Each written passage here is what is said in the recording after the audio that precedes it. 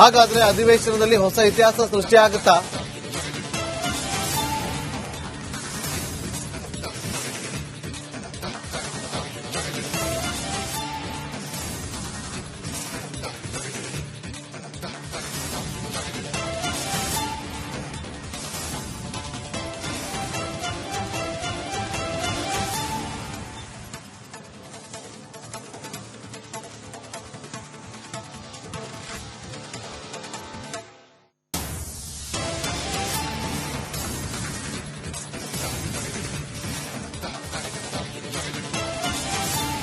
ನೋಡಿ, ಒಂದು ಕಡೆ ಖಾತೆ ಹಂಚಿಕೆ ಗುಡ್ ನ್ಯೂಸ್ ಇದೆ ಅಂತ ಹೇಳ್ತಿದ್ದಾರೆ.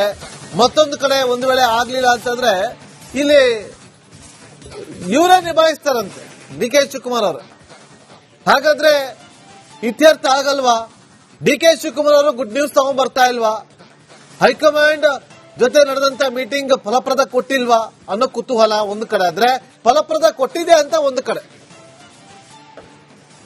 ಯಾವುದೇ ಶುರು ಆಗ್ತಾ ಇದೀನಿ ಶಾರ್ಟ್ಲಿ ಅಷ್ಟೊತ್ತಿಗೆ ಬಿಡ್ರಿ ಸರ್. ನಾಗೇಂದ್ರ ಎಲ್ಲದಕ್ಕೂ ಉತ್ತರ ಕೊಡದಿದ್ದಾರೆ ಒಬ್ರೆ ಬೇಕು ಉತ್ತರ ಖಾತೆನೆ ಕೊಡ್ಬೇಕು ಅಂತ ಹೇಳಿ, ನಾಳೆನೆ ಕೊಡ್ಬೇಕು ಅಂತ ಹೇಳಿ ಒಬ್ಬನೇ ಎಲ್ಲಾ ಖಾತೆಗೂ ಈಗ ಕೊಡ್ತೀನಿ. ಇಲ್ಲ ಅಲ್ಲೇ ನೀವು ಹೋಗ್ಬೇಕು, ನೀವು ಹೋಗ್ಬೇಕು, ಅದಕ್ಕೆ ಆಗ್ತಾರೆ ಕೆಲಸ.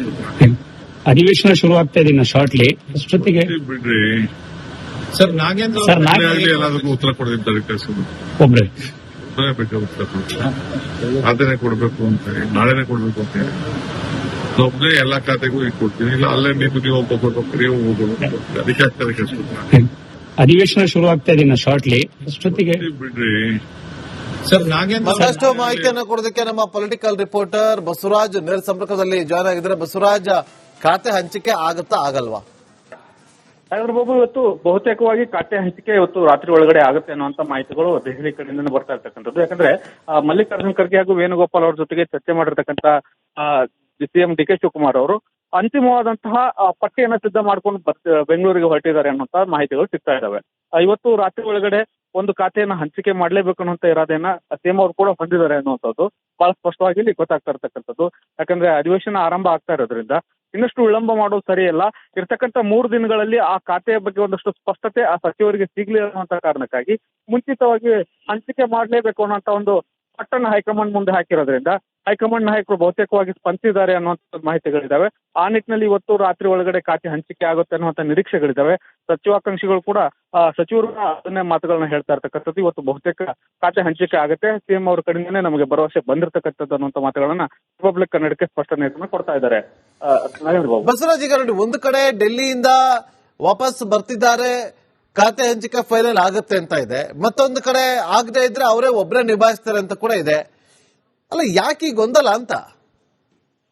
ನಾಗೇಂದ್ರ ಬಾಬು, ಒಬ್ಬನೇ ಆದ್ರೂ ನಾನು ಉತ್ತರ ಕೊಡ್ತೇನೆ ಅನ್ನುವಂತ ಮಾತನ್ನ ಸಿಎಂ ಅವರು ಅಸಹಾಯಕತೆಯಿಂದ ಹೇಳ್ತಾ ಇರತಕ್ಕಂಥದ್ದನ್ನ ನಾವು ಗಮನಿಸಬೇಕು. ಯಾಕಂದ್ರೆ ಇಷ್ಟೊಂದು ದಿನ ಸಚಿವರು ನೇಮಕ ಆದ ಬಳಿಕ ಖಾತೆ ಹಂಚಿಕೆ ವಿಳಂಬ ಆಗಿದ್ದು ಯಾವ ಇತಿಹಾಸದಲ್ಲಿ ಇಲ್ಲ.